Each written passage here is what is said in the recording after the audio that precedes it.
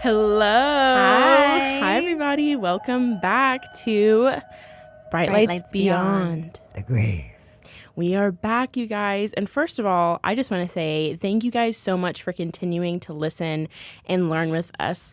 The last 2 weeks have been truly amazing. I think that the conversation we had with Sandy just really put a lot of things in perspective for me personally. And it really, really just shows you like what we're doing here and like how influential we can be. So thank you guys for following us along. Yeah, and if Sandy's listening, thank you for being a part of it. And honestly, just like listening back to that episode, it was such a nice confirmation of like, there are so many people out there that are just so wonderful. And it's just nice to meet wonderful people who are insightful and just brilliant. And it was just really cool. I totally agree. I think I listened to it at least 3 times and then I'm sure a couple times after. But so today's episode, as you can tell, if you guys can do math, it is number 12. So we're at the end of season 2 and I couldn't be more proud and happy with what we've shared and what we've learned and what you guys have heard. So just welcome to our last episode of season 2.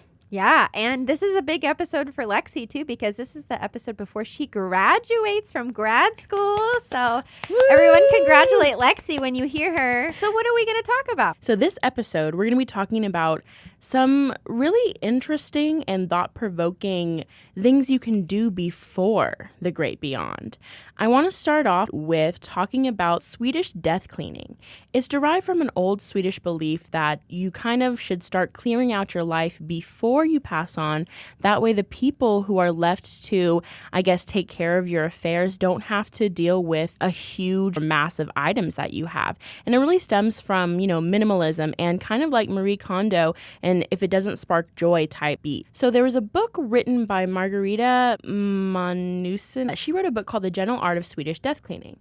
And it's basically a way to organize your life now before you're gone. So the loved ones who are left don't have to do it for you. And she lists about 9 things to do while doing this cleaning. So the first thing that she says is, does this item make you or someone else happy? The second one is to go slow. This is a lifestyle change. The third is to take consideration of the items that you're planning on cleaning out. 4, she says, get rid of things that are embarrassing, whether it's embarrassing to you or people who may down the line clean out your stuff. If it's embarrassing to them, get rid of it. 5, tell your family and friends that you're doing this cleaning. That way that it's on you and not on them by the time that you go. 6, be reasonable. Don't keep things that you are literally never going to use again. But also be reasonable about the things you want to keep. Be intentional. 7, give your items as gifts. I heard this and I was like, what a beautiful way. Like, instead of bringing flowers or a bottle of wine, why not a book or, a cute little trinket you got somewhere along the line? 8, so your treasure could be a burden for someone else. So if you believe that the things that you're keeping could be burdensome to those who may go through it when you're gone, go ahead and get rid of it. And 9, reward yourself. After doing this work and this type of cleaning and just like review of your life, you deserve to reward yourself, but not with material items. I would reward yourself with like a movie or a spa day or just time to yourself. So those are the things that the Swedish death cleaning asks us to keep in mind as we go through life. And I heard that, and there's actually going to be a new show on Peacock, not a plug yet, but Amy Poehler is starring in the show that is going to be kind of like a Marie Kondo type thing where they go through and they Swedish death clean people's houses, which I just thought was cool. It's kind of a morbid name, but I thought that was such a cool sentiment to do, is to get it out of the way now. That way your friends and family aren't burdened by it later. So is there a certain age when you're like recommended to start doing this, or are you supposed to do it throughout your life? So they said it's never too late to start, but the person who wrote the book, definitely said by the age of 50, you should start Swedish death cleaning. Okay, so the whole thing is that it's supposed to be basically by yourself or like doing it for you. But I also like the idea of you doing it with somebody that you love so that you're kind of going through the memories together, which kind of perfectly leads into another thing we were going to talk about today, which is legacy journals and and legacy videos. Yes. So we're in a digital media and storytelling program, which kind of focuses on like nonfiction documentary style. So the legacy videos was like a super interesting thing that I was like, oh my God, I just want to know more about this. And if you don't know what a legacy video is, there's a bunch of companies out there that specialize in it. They're typically tied with hospice companies. But what they do is they create documentary like projects with somebody who's maybe older or someone that, is sick, they're terminally ill, and they want to like have their say and be able to leave their mark on the world or leave their mark within their family. So what they do is they'll set them down and the loved ones can gather questions together. And then they interview them. So it's like a documentary style piece. And the purpose of them obviously is to be remembered, but they're also passing down a lot of their life experiences and their beliefs. So they usually do like words of wisdom. They'll tell family stories, which, that's the best thing. When you have a grandparent or even parents, but mainly grandparents, they tell you those like really cool stories and you're like, oh my God, I've heard this story 10 times. But when you don't have that 11th time to hear it, this is something that you can have forever. So I just think that's the coolest thing, that you have these opportunities now. But they're completely different depending on what company you go with. Some of them are like, they go into their past. They tell you about their entire life history. It's basically a documentary about a person that maybe you've never heard of, but to somebody else, it's very important. But other ones focus more on, message, what you want to say to your kids, like as you go down the lineage. And I just think that that's such a wonderful way to remember somebody, coming from the person who wants to tell you about themselves.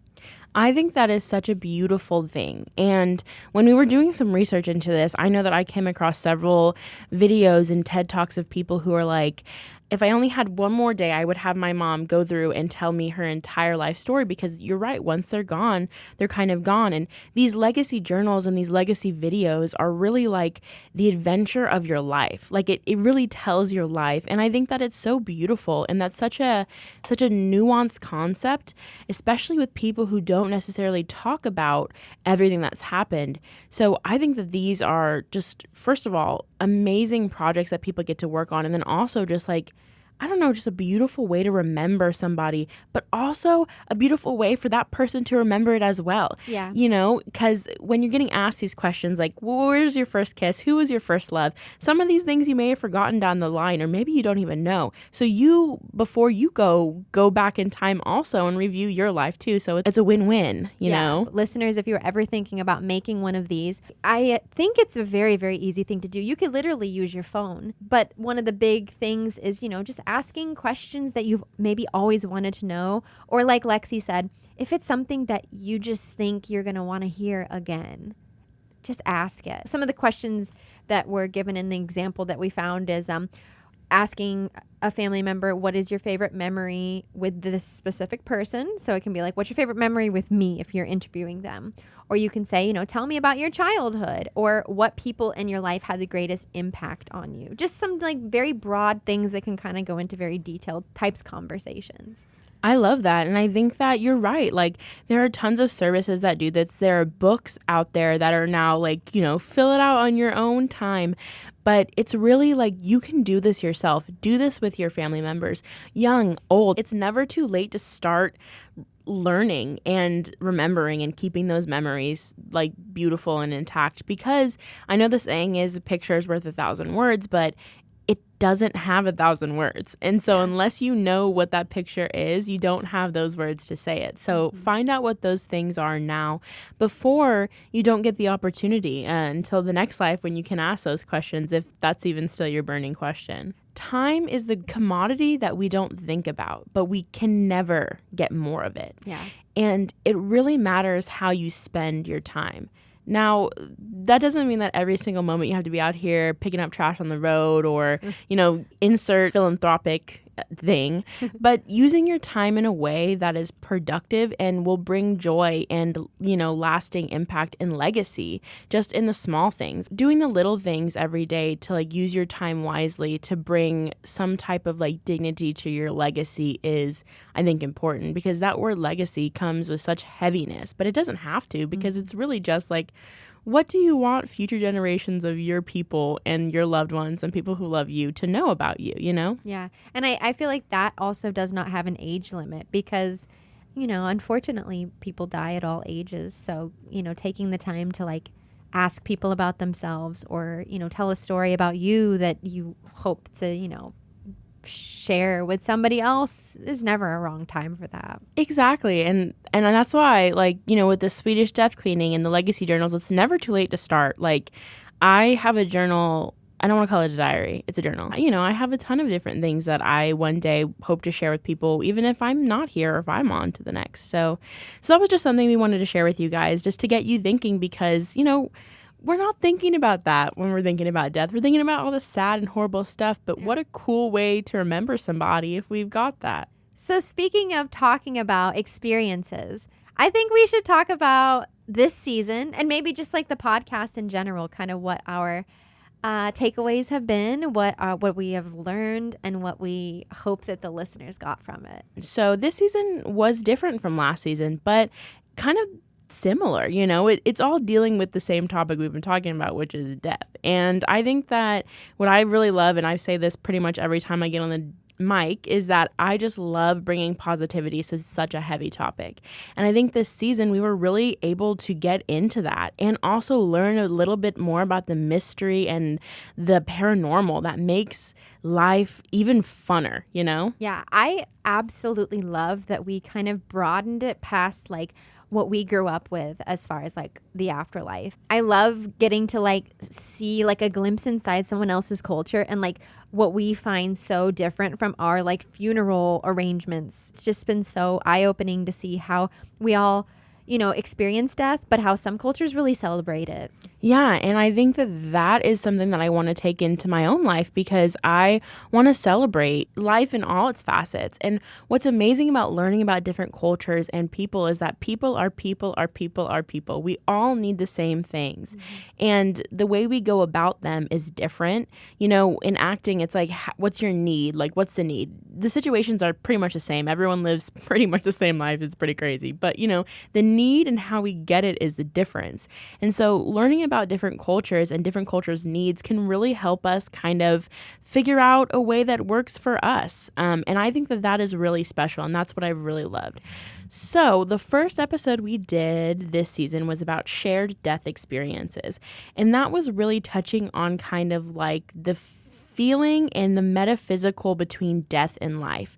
And beyond having a near-death experience, it was more than just knowing that there's a crossing over. It's that people are still connected, whether you're gone or you're here. And episode 8 kind of goes back to what I was saying of like, how interesting is it how people bury bodies and how everything is so vastly different. It is so different, and that's what makes it so cool, is like everyone dies and a body goes somewhere, but everyone has different ways of doing it. And I just loved, like you said, learning about that. And, talking about different experiences, that kind of leads into episode 9, which is when we talked about the different ghosts or apparitions that we see that are stuck between lives with the Ure and the banshees of the Celtic cultures. That episode was so interesting to me because I think I went into it with the assumption that we were going to get very like spooky and like paranormal, but it wasn't really. It got a little bit spooky, but for the most part it was very like understanding the human aspect of the like in between, Right. And so even then it wasn't like creepy. It was very like human and like positive. And I was like, oh, I like that we could make it something again interesting. Totally. In any way.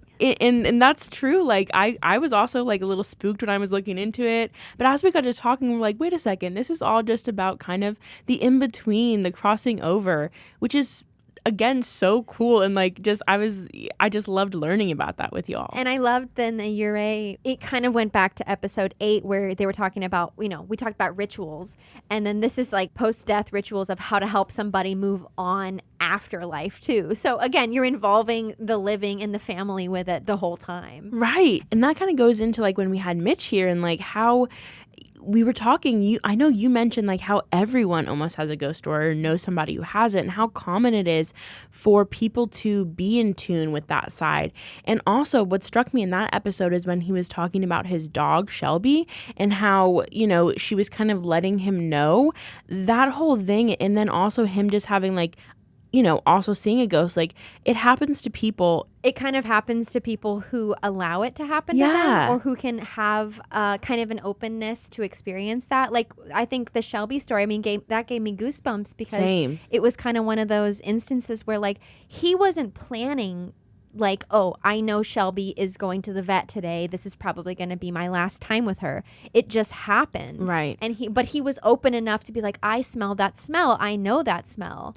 And it's something as simple as that you don't think maybe as significant, but then it made me think about, and I don't think I have said this in that episode, but like, when my papa died, and he had a very distinct cologne, and like when we moved to Chicago, we lived in an apartment with young people who do not have that specific, that Right. like very specific older man cologne. Right. And the day we were moving, I was really nervous, and I walked into the hallway and I smelled him.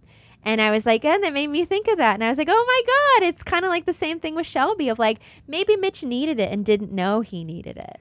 I totally agree. I think that like the way that we live our lives now, it's so disconnected sometimes. And just the simple reminder, a smell, a word, a phrase, a laugh, something that we hear can really bring us back to that spiritual element and realize that like death is all around us, but it also isn't this sad, morose thing. It can be like a happy, like, I'm sure it was so comforting for you to smell your grandpa, Yeah. And then, of course, all roads lead back to episode 11 with Sandy. And Sandy was such a full circle because she was just so comforting in the way she described that very, very, like, guard down dying. Also, one of the stories that really stuck with me, like truthfully stuck with me, there was two. One was when she was talking about when she was in that shop in Carlsbad, and that Native American lady told her that her guardian angels she has so many that there's literally a line outside the door, like they all can't fit in there. And that kind of made me think about how we all have those people who are so close to us in guardian angels. We all have this like army of people that are looking after us, whether they're here or they're not, and that kind of brought me comfort. Her saying that, and then also when she spoke about the Cherokee saying about how maybe live long enough to know why we're here, I could not believe that was just that sentence together. I've never heard it together, but it made the most sense in my entire life, Mm-hmm. I was just really interested in the physical act of like what she does to help people in dying moments. She was so warm with us, but just this like warmth that she brings to people.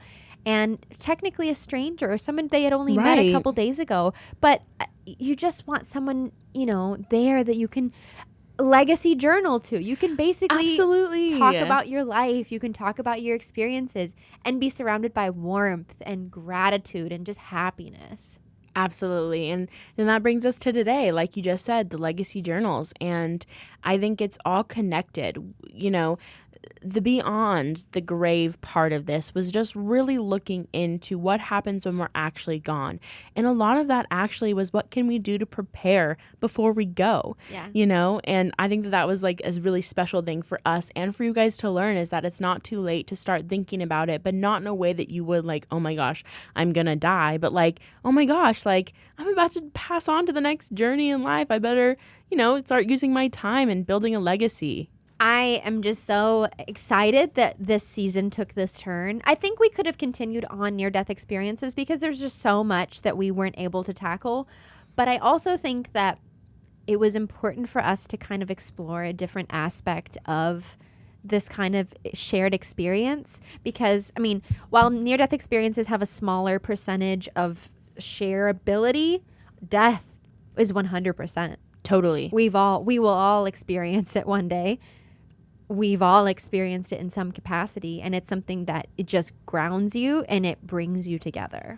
Absolutely. And it's also something that, whether we like to admit it or not, it's always there looming. Yeah. To have a positive, or as positive as you can, and healthy relationship with it can probably help a lot when we do face the things that inevitably happen.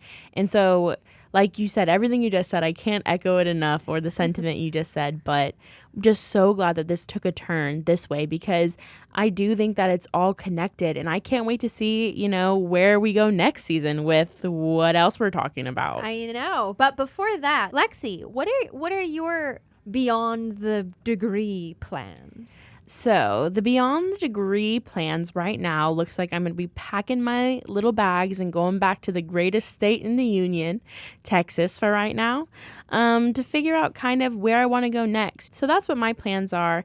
I can't, express my gratitude towards you and this program and this podcast and all of our listeners. But honestly, you, Marina, how thankful I was to have done this with you. And so, yes, I think that's my next step, and just gratitude and love and positivity and peace signs. Yes, all of the above. And I just want to say thank you. You are a force, and it has been incredible to work with you. It's been incredible. I've learned so much about podcasting, about just confidence in your voice from you. You're so kind, and you just do it. You're creative. You have all of the skills to be anything you want. Thank you so much. That means like truly a lot. And likewise, in terms of what we've learned together, this podcast is taking off, whether you know it or not. And if you guys are on the bandwagon now, that means that you guys can say like, hey, I knew them before they were big. So absolutely. Yeah. And if you're listening